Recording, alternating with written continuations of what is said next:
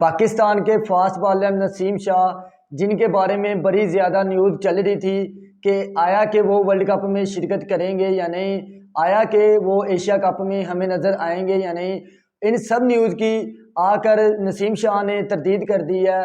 उनका कहना ये है कि मैंने कोलंबो स्ट्राइकर्स के मैनेजमेंट से, टीम मैनेजमेंट से मैंने ये रिक्वेस्ट की थी कि मुझे आज रेस्ट करवाई जाए, तो उन्होंने मेरे फ़ैसले पर इजाज़त दी। उन्होंने मेरे फ़ैसले का एहतराम करते हुए मुझे रेस्ट करने की इजाज़त दी। और अगर बात की जाए नसीम शाह के बारे में, हम जानते हैं कि वो पाकिस्तान के स्क्वाड में एक ख़ास तौर पर बड़ी ज़्यादा अहमियत के हामिल हैं। अगर देखा जाए नसीम शाह के बारे में, तो वो पाकिस्तान की तरफ से आकर शुरू के ओवर करते हैं और पाकिस्तान को विकेट लेने में अहम किरदार अदा करते हैं। अगर पाकिस्तान के स्क्वाड की बात की जाए, तो पाकिस्तान की तरफ से हमें 3 फास्ट बॉलर हैं जो हम देखते हैं कि बड़ी अच्छी बॉलिंग करते हैं। उनमें अगर बात की जाए तो एक शहनशाह अफरीदी हैं जो पाकिस्तान की तरफ से पहला ओवर करते हैं और उसके बाद नसीम शाह दूसरा ओवर करते हैं। और इन दोनों का जो कम्बिनेशन है, इन्हें कहा जाता है कि वसीम अकरम की तरह, ये वसीम अकरम वकार यूनुस की तरह इन्हें एक अहमियत दी जाती है कि वसीम अकरम और वकार यूनुस के बाद हमें एक बड़ा अच्छा कम्बिनेशन मिला बॉलिंग करने के लिए। नसीम शाह जो कोलंबो स्ट्राइकर की तरफ से, उन्होंने गुज़श्ता मैच नहीं खेला क्योंकि वो थोड़ा सा कंधे में पेन महसूस कर रहे थे और इस हवाले से बड़ी ज़्यादा लोग गर्दिश में थे, लोग बड़ी ज़्यादा अपडेट्स दे रहे थे कि हम पीसीबी को बड़ी दफ़ा कह रहे थे कि ये जो आपने फ़ैसला किया खिलाड़ियों को बाहर लीग खेलने के लिए, हमने आपको मना भी किया था। हम बड़ी ज़्यादा रिक्वेस्ट कर रहे थे आपसे कि ये जो खिलाड़ी हैं इनको बाहर ना भेजा जाए।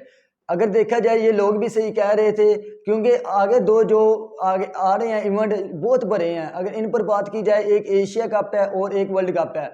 अगर इसमें खुदा न खास्ता कोई पाकिस्तान का प्लेयर डैमेज हो जाए किसी लीग में खेलते हुए, सिर्फ और सिर्फ पैसों के लिए, अपना पैसा बनाने के लिए, वो अगर पाकिस्तान को नुकसान पहुंच जाए तो पाकिस्तान के लिए फिर वर्ल्ड कप जीतना या फिर एशिया कप जीतना बहुत मुश्किल हो जाता है।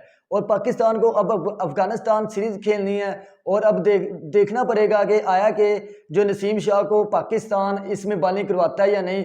अगर करवाता है तो पाकिस्तान इसको कितना यूज टू करता है। और क्योंकि ये 50 ओवर का वनडे आना है और उसके बाद एशिया कप भी 50 ओवर का है और वर्ल्ड कप भी, और हर बॉलर ने 10-10 ओवर करने हैं। अब देखना पड़ेगा कि पाकिस्तान जो नसीम शाह को 10 ओवर करवाता है अफगानिस्तान के खिलाफ या 3-4 ओवर करवा के सिर्फ और सिर्फ यूज टू करेगा। अगर अब हम बात करते हैं शाद अफरीदी के बारे में, जिन्होंने अब सियासत में आने का फैसला कर लिया है। जैसा कि हम जानते हैं शाद अफरीदी के बारे में, शाद Afridi one of the best Pakistan के प्लेयर हैं। उन्हें लोग फार्मर कैप्टन के साथ साथ बूम बूम अफरीदी के नाम से याद करते हैं। उन्होंने पाकिस्तान की तरफ से ऐसी इनिंग्स खेली हैं जिन्होंने पाकिस्तान को मैच जिताने में अहम किरदार अदा किया है। शाद Afridi one of the best player थे और उनका आज भी लेजेंड की लिस्ट है जो उसमें शामिल है।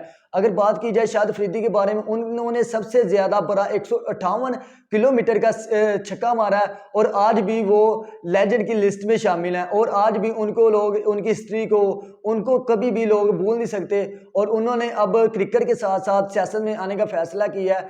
अगर बात की जाए शाद अफरीदी के बारे में, उन्होंने एक फाउंडेशन, पीछे आप जानते हैं कि शाद अफरीदी ने शाद अफरीदी फाउंडेशन खोली है। और अगर जब भी उनसे सवाल पूछा जाता था कि आया कि आप सियासत में इमरान खान के बाद आएंगे या नहीं, तो वो यही कहते थे कि मेरा अब सियासत में आने का कोई प्लान नहीं। लेकिन अब ये सोशल मीडिया पे बड़ी ज़्यादा न्यूज़ गर्दिश कर रही है शाद अफरीदी के बारे में कि शाद अफरीदी अब सियासत में आने वाले हैं। अब ये देखना पड़ेगा कि पाकिस्तान के जो कैप्टन है कि आया कि अब हमें सियासत में नज़र आएंगे या नहीं। पाकिस्तान के जो निगरान वज़ीर आज़म हैं अनवारुल हक काकड़ साहब, उन्होंने इन्हें शायद रिक्वेस्ट भेजी है कि आपको हम वज़ीर बनाते हैं। और अब देखते हैं कि फेडरल मिनिस्टर की जो जॉब मिल रही है इनको, आया कि वो एक्सेप्ट करते हैं या नहीं। क्योंकि हमने इन्हें पहले भी देखा है कि इनको 2-3 जॉब मिली हैं। एक चेयरमैन की मिली थी पाकिस्तान पीसीबी की तरफ से, लेकिन उन्होंने एक दिन चेयरमैन रहने के बाद उससे भी निगलेक्ट कर दिया था, उसकी भी उन्होंने मुखालफत कर दी थी कि मुझे घर की बड़ी ज़्यादा मुझ पर जिम्मेदारी हैं या और उन्होंने अपने मामलात की वजह से उसे निगलेक्ट किया था। आया कि अब देखना पड़ेगा कि शाहिद अफरीदी इस सियासत में आते हैं या नहीं।